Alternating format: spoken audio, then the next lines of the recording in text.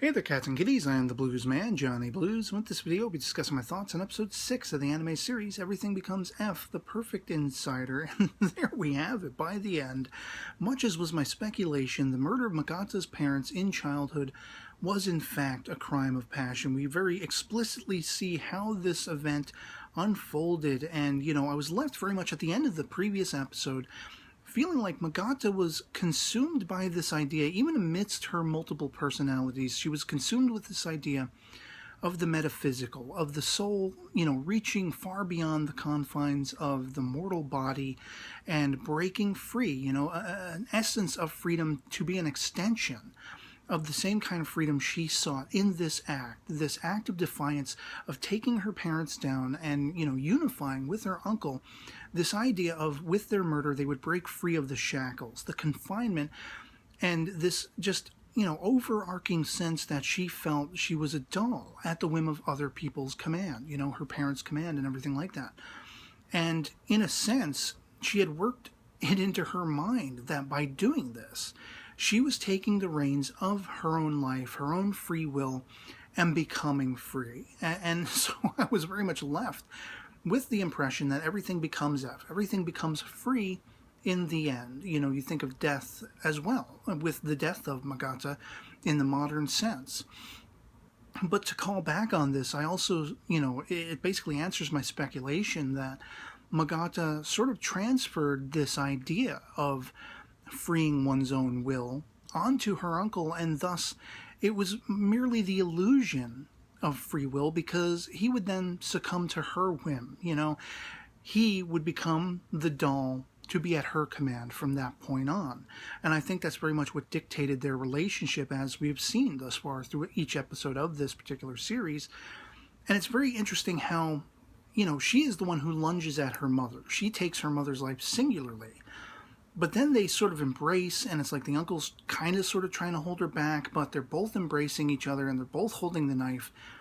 And this is when they lunge at the father, the final nail in the coffin, if you will, which is very much symbolic to that union they believe they're, accomplishing together. That not only breaking free of those chains and those shackles together in one step, but also the idea of coming together in more, more symbolic ways than just the physicality we saw in the previous episode. And it's very much, in a sense, to their surprise, and not so much my own, because I had suspected this, but the father is not telling Magata, I won't let you do this. He's pointedly looking at the uncle and saying, I won't let you do this to him. And what is, another one of my speculations, but in the way it was displayed in this sequence was kind of shocking and awing. And it was just gratifying to know that I wasn't, misplaced in my assumption. The aunt is there to witness all of this. Hello, Aunt Lady is now public enemy number one, as far as, all the speculations have gone that could she have been the one who murdered Magata and her husband, the uncle, the director of this facility, all told, because of some level of maybe they were holding it over her, blackmailing her for the last 15 years to keep silent, and maybe she'd finally had enough.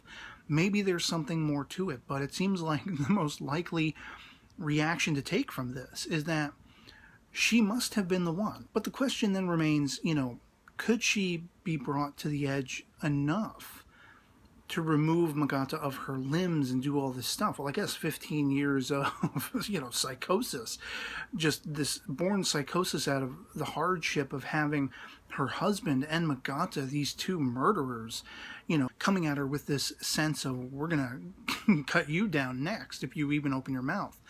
It's a very strenuous situation that could have broke this aunt's mind over the course of that, 15-year time span.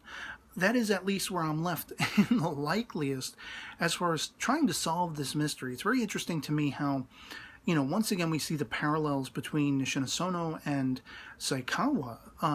This sort of flame that is ever, expounding between the dynamics of those characters and how closely relatable they are, how similarly minded they are, and how Saikawa is very much concerned for Nishinosono. I mean, he starts this episode very much as we left him. He wants out.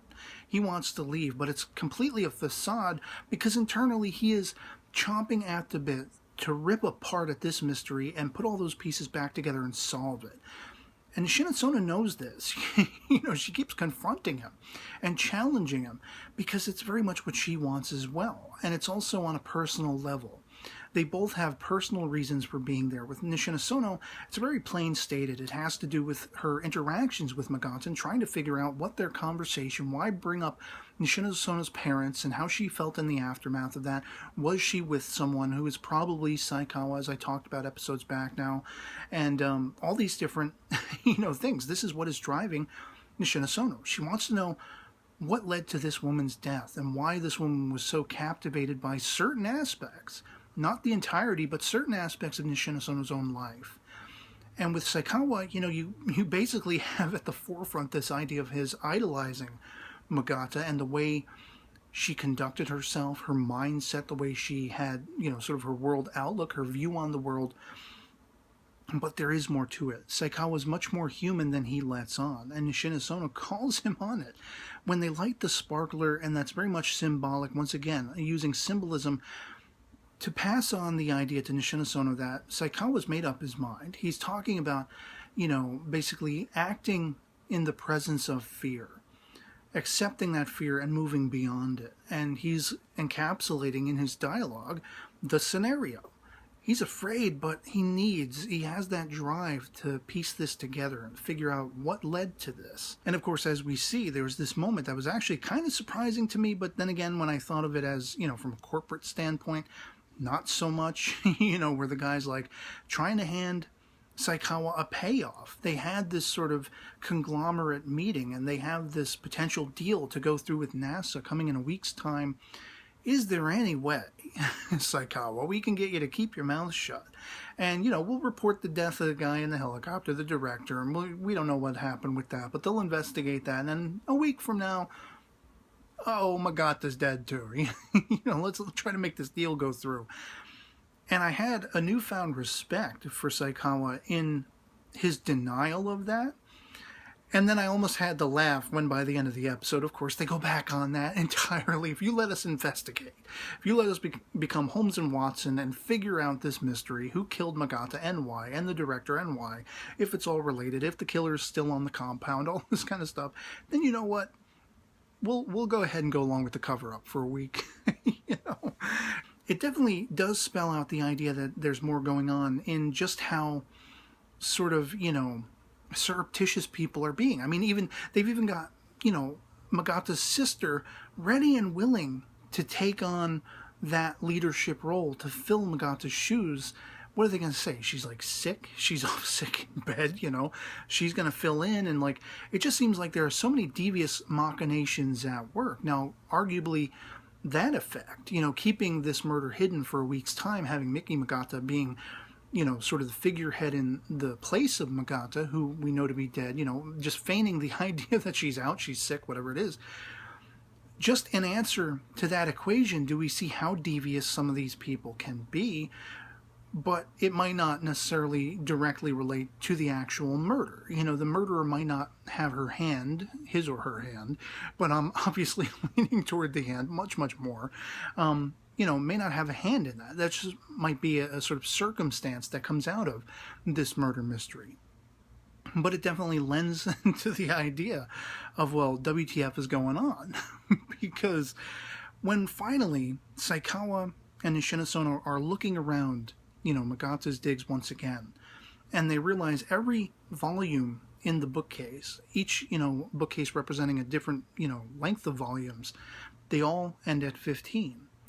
And he makes the assumption everything becomes 15. Not everything becomes free in the end like I thought, which could still be the case, could still play out to be the case.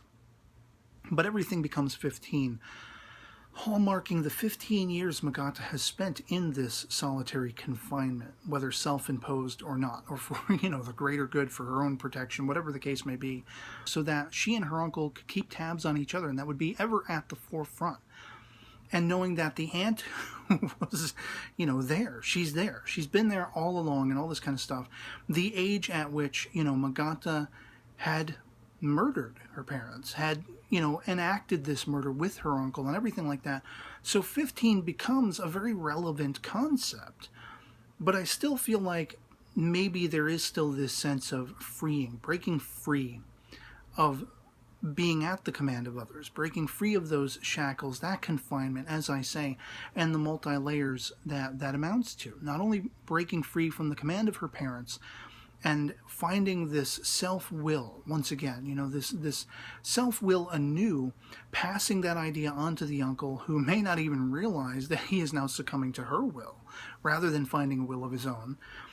And also in later life, maybe this wasn't so much a murder. There's still the chance that this wasn't so much a murder as Magata had come to the realization that she needed to be free of this life she was living.